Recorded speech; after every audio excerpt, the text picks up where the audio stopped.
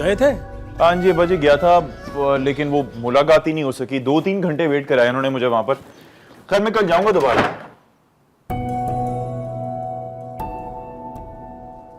जी फरमाइए, किससे मिलना है आपको?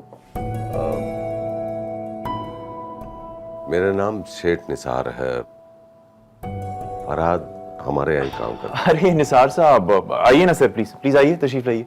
अब्बा जी, निसार साहब। अस्सलाम वालेकुम। अस्सलाम वालेकुम जी। मैं फरहाद का वालिद हूँ जी।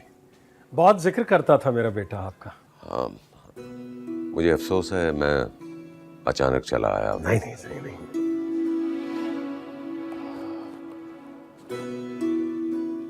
दरअसल मेरे पास अल्फाज नहीं है।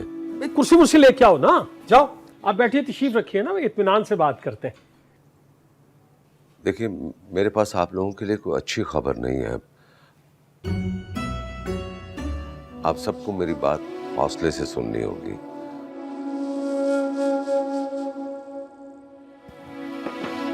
फरहाद, बहावलपुर से खबर आई है कि फरहाद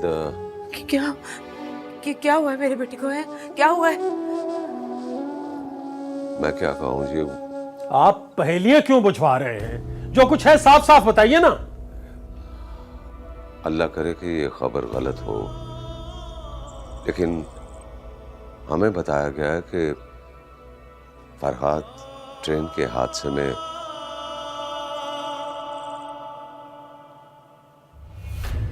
फरहाद हम में नहीं रहा।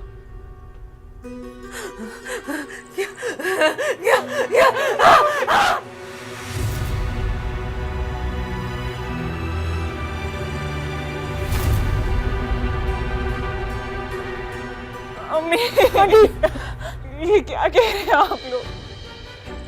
क्या हुआ है फरहाद भाई को? आंटी उठे। अम्मी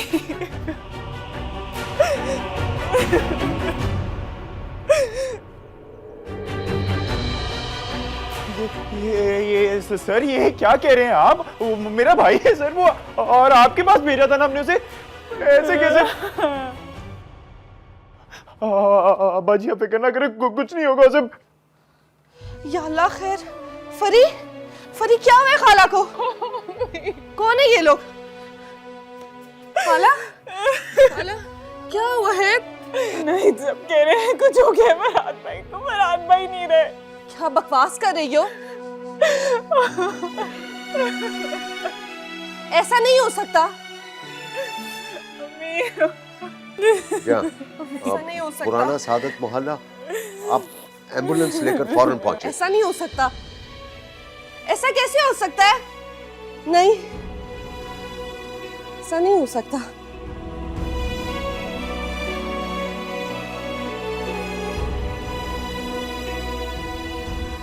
हाँ भाई नूरे, वो लड़के के घर वालों को इत्तला कर दी? हाँ, बड़े शाह जी ने सेठ साहब को इतला कर दी है, जिनके हवाले से वो आया था हमारे पास। अब जाहिर है थानेदार साहब, जिनका जिगर गोशा गया है उस घर में तो क़यामत बरपा होगी ना। कोई उन्हें संभालेगा तब भी कोई फैसला करेंगे। वो मेरी मानो तो मैयत को यहीं अमानतन दफना दो। लाश की हालत ऐसी नहीं है कि उसे कहीं ले जा सको। बड़े शाह जी का भी यही फैसला है। अब देखते हैं, सूरज ढलते कोई इतला आ जाती है तो ठीक, वरना यही करना पड़ेगा।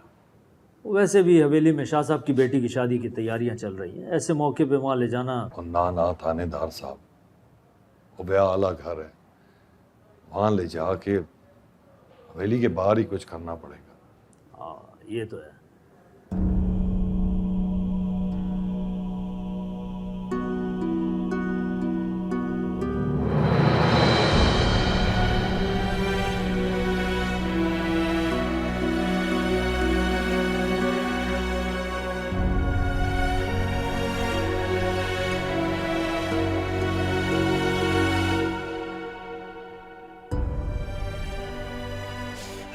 एक बरात बहू, तू किन लोगों के पीछे अपना मत्था फोड़ रहा था? ये तो तुझे कंधा देने को भी तैयार नहीं है। अब वापस आ जा फरहाद बहू, और तुझे अल्लाह का वास्ता वापस आ जा।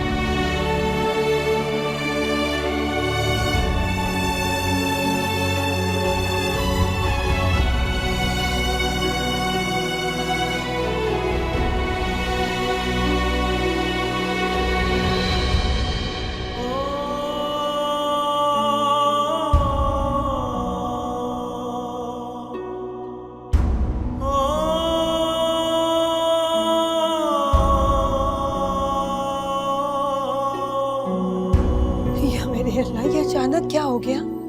माही रानी, माही रानी, मैं तो 2 घड़ी के लिए शाहजी के पास बात करने गई थी। सुना है कि हवेली का कोई गार्ड ट्रेन तले आ गया, सोचा कुछ नजर न्याज कर दूं, उसके घर वालों को पैसे भिजवा दूं। अभी बात शुरू की थी तो ये फकीरा आ गई है भागी भागी बुलाने। कुछ नहीं अम्मी जी, कमरे में बैठे बैठे दिल घबरा रहा था तो कहने लगी कि बाहर लेकर चलो। बाहर लेकर गई तो अचानक से चक्कर आ गया। शायद सुबह से कुछ खाया नहीं ना, कहती है डाइट करूंगी। बीपी लो हो गया होगा।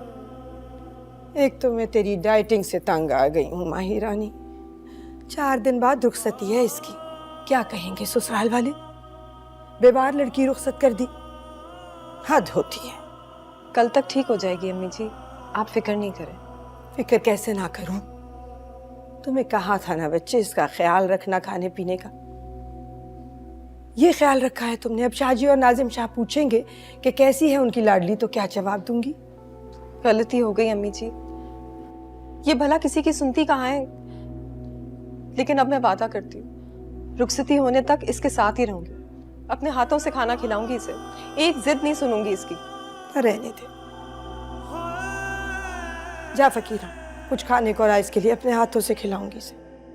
फकीरा, जनान खाने से बाहर नहीं जानी चाहिए। ये बात किसी को कानो कान खबर ना हो कि माही चकरा के गिर गई थी। लोगों का क्या है, वो तो बात का बतंगड़ बनाने में जरा देर नहीं करते। चल जा।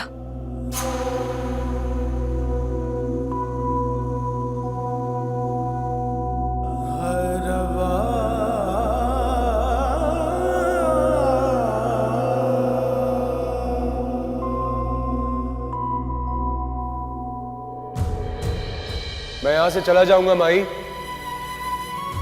लेकिन एक बात याद रखना,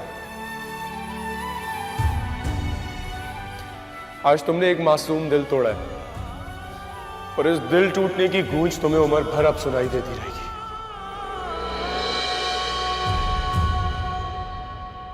तन झूम झूम, तन झूम झूम, मन झूम झूम, तन झूम झूम, मन झूम झूम गाए। मन झूम झूम, तन झूम झूम।